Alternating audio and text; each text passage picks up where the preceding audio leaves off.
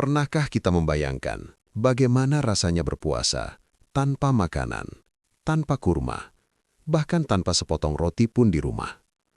Bukan karena lupa belanja, bukan karena tidak sempat memasak, tapi memang tidak ada apa-apa.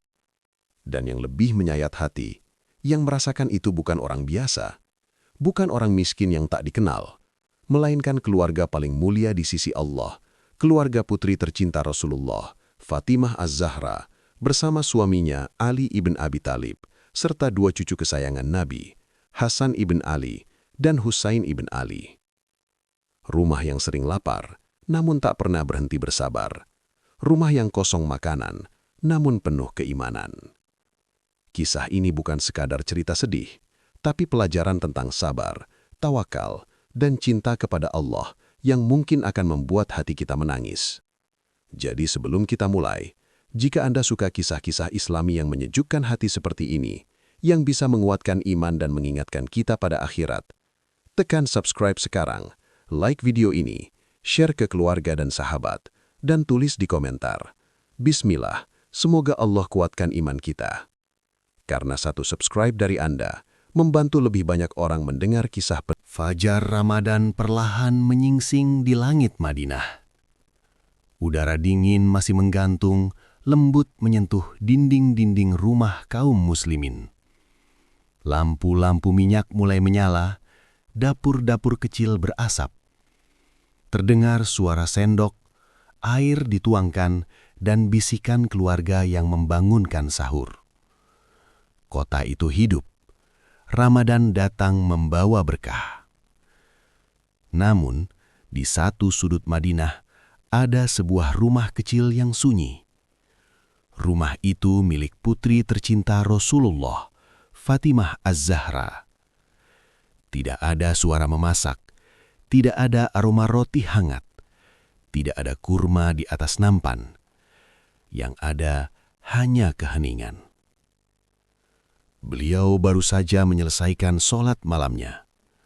Sujud panjang, air mata yang jatuh dalam doa, ibadah yang hanya disaksikan langit. Tubuhnya lelah, tapi hatinya penuh cinta kepada Allah. Perlahan beliau berjalan menuju tempat penyimpanan makanan. Dibukanya satu wadah, kosong. Dibukanya yang lain, kosong. Tidak ada roti, tidak ada gandum, tidak ada kurma. Hanya tersisa setetes air di dalam kendi. Sejenak beliau terdiam. Bukan mengeluh, bukan kecewa, hanya diam, penuh tawakal. Dengan tangan lembut, beliau mengambil air itu, meminumnya perlahan. Itulah sahurnya. Kemudian kedua tangannya terangkat ke langit. Dengan suara lirih, penuh keikhlasan, beliau berdoa, "Ya Allah, aku berpuasa demi mencari ridho-Mu. Jika Engkau memberi kami kemiskinan, itu pun adalah rahmat dari-Mu. Aku terima semua takdir-Mu, karena Engkau adalah sebaik-baik penjaga." Doa itu menembus langit subuh.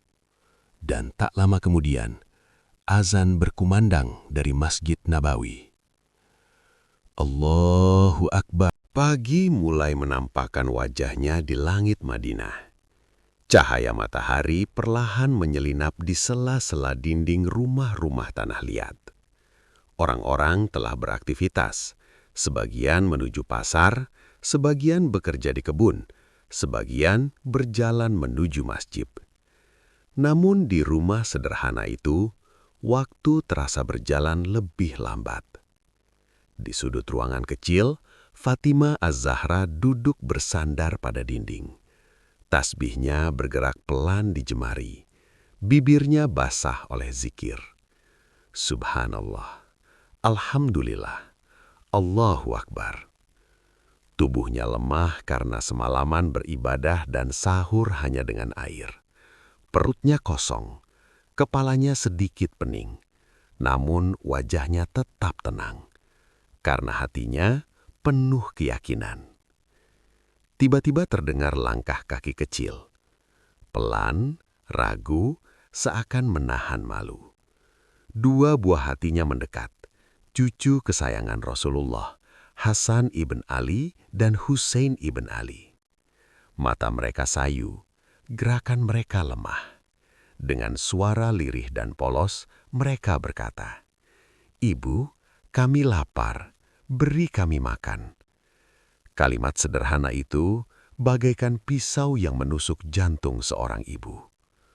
Fatimah terdiam, dadanya sesak, air mata perlahan menggenang lalu jatuh tanpa suara. Bukan karena ia tak sabar, tapi karena ia tak sanggup melihat anak-anaknya menahan lapar. Namun, beliau tidak ingin mereka melihat kesedihannya. Dengan cepat, beliau mengusap air mata itu. Lalu tersenyum. Senyum paling lembut. Senyum penuh harapan. Beliau memeluk mereka. "Anakku, sabarlah sayang. Hidup ini ujian dari Allah." Suaranya hangat meski tubuhnya lemah. "Ayahmu sedang mencari rizki. Insya Allah, beliau akan pulang membawa makanan untuk kita." Hasan dan Husain mengangguk kecil.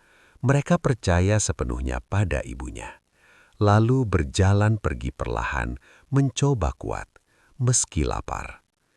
Sementara itu, di luar rumah kecil itu, pagi telah berubah menjadi siang. Langit di atas Madinah semakin terang. Matahari naik tinggi, memancarkan panas yang membakar pasir-pasir gurun. Angin kering berhembus pelan, membawa debu-debu halus. Di jalanan tanah, tampak seorang lelaki berjalan sendirian. Langkahnya tegas, tapi berat. Dialah Ali, menantu Rasulullah, singa Allah, pahlawan medan perang. Namun hari itu bukan pedang yang ia bawa, hanya kegelisahan seorang ayah. Keringat mengalir di dahinya, bajunya basah oleh panas. Ia berjalan dari satu tempat ke tempat lain, mengetuk pintu, menawarkan tenaga. "Apakah ada pekerjaan? Apakah ada yang bisa kubantu?" Namun jawaban yang ia terima selalu sama. Tidak ada, dan tidak ada. Perutnya kosong sejak tadi malam. Tapi yang lebih menyakitkan bukan laparnya sendiri, melainkan membayangkan Fatimah, Hasan, Husain menahan lapar di rumah. Langkahnya melambat, hatinya bergetar. Akhirnya ia mendatangi rumah seorang sahabat.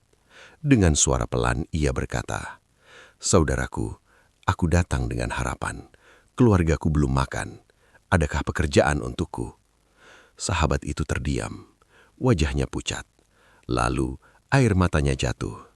"Demi Allah, wahai Ali, seandainya aku punya sesuatu, pasti kuberikan padamu. Tapi rumahku pun tak ada api menyala berhari-hari." Sunyi. Dua lelaki itu saling menatap. Dua hati yang sama-sama diuji kemiskinan. Ali menunduk, bukan marah, bukan kecewa, hanya pasrah. Ternyata bukan hanya keluarganya yang lapar. Ujian ini menimpa banyak orang beriman. Perlahan ia menepuk bahu sahabatnya. "Jangan bersedih, Allah bersama kita." Lalu ia berbalik, kembali berjalan. Di bawah terik matahari, di atas pasir panas, dengan hati berat, tapi iman yang tak pernah goyah. Ia terus melangkah, mencari harapan terakhir. Karena baginya, selama kaki masih bisa berjalan, selama tangan langkah Ali ibn Abi Thalib terus berlanjut menembus panas siang di Madinah. Debu gurun menempel di wajahnya. Keringat membasahi pakaiannya. Napasnya terasa berat. Namun satu pikiran tak pernah lepas dari benaknya. Fatimah, Hasan, Husain. Perut-perut kecil yang menunggu makanan. Di ujung kota, berdirilah rumah seorang pedagang kaya. Dindingnya tinggi, kebunnya luas, pohon-pohon kurma berjajar rapi. Ali berhenti sejenak di depan pintu. Bukan karena ragu meminta, tapi karena hatinya terbiasa memberi, bukan memohon. Namun demi keluarga, ia mengetuk juga. pintu terbuka.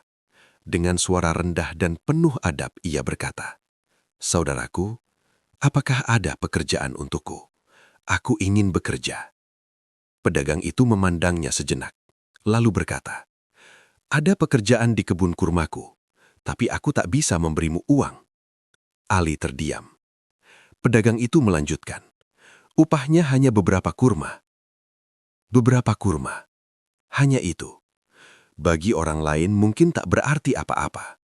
Namun bagi Ali, itu bisa menyelamatkan keluarganya hari ini. Ia menunduk. Bukan karena malu, bukan karena kecewa, tapi menahan haru. Seorang pejuang besar kini bekerja hanya demi segenggam kurma. Dengan tenang ia berkata, "Aku terima." Sejak itu, ia mulai bekerja. Di bawah matahari yang menyengat, memanjat pohon, mengangkat keranjang, membersihkan kebun. Tangannya yang dulu menggenggam pedang, kini penuh debu dan luka. Telapak tangannya memerah, punggungnya pegal, lututnya gemetar. Namun setiap kali lelah datang, yang terbayang hanyalah wajah anak-anaknya. Setiap tetes keringat terasa seperti doa. Setiap hembusan napas terasa seperti perjuangan. Niatnya hanya satu, bukan harta, bukan upah besar, hanya membawa makanan pulang, agar Fatimah bisa berbuka, agar Hasan dan Hussein bisa tersenyum, dan demi Sore perlahan turun di langit Madinah. Cahaya matahari mulai melembut. Bayangan rumah-rumah tanah liat memanjang di atas pasir. Angin senja berhembus pelan, membawa kesejukan setelah seharian panas membakar. Di dalam rumah kecil itu, Fatimah Az-Zahra masih duduk bersandar di dinding. Tasbihnya tetap bergerak pelan. Bibirnya tak berhenti berzikir. Subhanallah, Alhamdulillah, Allahu Akbar. Tubuhnya semakin lemah. Seharian tanpa makanan, hanya air sejak sahur. Di dekatnya, dua anak kecilnya, Hasan ibn Ali dan Husain ibn Ali, tertidur karena kelelahan. Bukan kenyang, tapi lelah menahan lapar. Fatimah menatap mereka lama. Tangannya mengusap rambut mereka dengan penuh cinta. Matanya berkaca-kaca, namun lisannya tetap berdoa, "Ya Allah, Engkaulah sebaik-baik penolong." Tiba-tiba, terdengar langkah kaki mendekat, pelan, berat, namun tergesa. Jantungnya berdegup. Pintu terbuka, dan di ambang rumah berdiri sosok yang ia tunggu sejak pagi, Ali ibn Abi Thalib.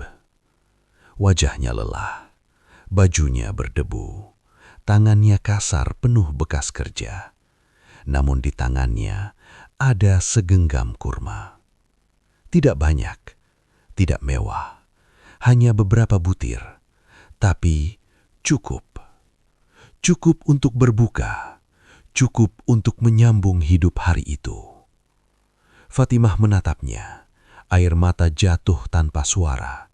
Bukan karena sedikitnya makanan, tapi karena melihat perjuangan suaminya, melihat cinta yang bekerja di bawah terik matahari, melihat pengorbanan yang tak pernah mengeluh. Mereka saling tersenyum, senyum orang-orang yang ridho pada takdir Allah. Azan maghrib pun berkumandang dari arah Masjid Nabawi. Begitulah, di sebuah rumah kecil di Madinah, tanpa harta, tanpa makanan mewah, tanpa kemewahan dunia. Namun, justru di sanalah berdiri keluarga paling mulia. Rumah Fatimah Az-Zahra, rumah Ali ibn Abi Thalib, rumah Hasan ibn Ali, dan Hussein ibn Ali. Mereka lapar, tapi tidak mengeluh. Mereka miskin, tapi tidak meminta-minta. Mereka kekurangan, tapi hati mereka kaya dengan iman. Dan hari ini, kita yang sering masih kenyang, masih punya rumah, masih punya makanan berlimpah, terkadang justru paling mudah mengeluh. Kisah ini mengajarkan kita satu hal, bahwa kemuliaan bukan pada banyaknya harta, tapi pada kuatnya sabar. Bukan pada penuhnya meja makan, tapi pada penuhnya hati dengan tawakal. Semoga Allah memberi kita hati setabah mereka. Semoga Allah menjadikan keluarga kita setenang rumah mereka.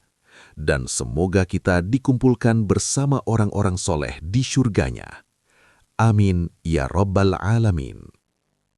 Jika kisah ini menyentuh hati Anda, jangan lupa like videonya, subscribe channel ini untuk lebih banyak kisah Islami yang menguatkan iman. Share agar pahala kebaikannya terus mengalir, dan tulis di komentar, "Ya Allah, jadikan kami keluarga yang sabar dan tawakal." Sampai jumpa di kisah penuh hikmah berikutnya. Assalamualaikum warahmatullahi wabarakatuh.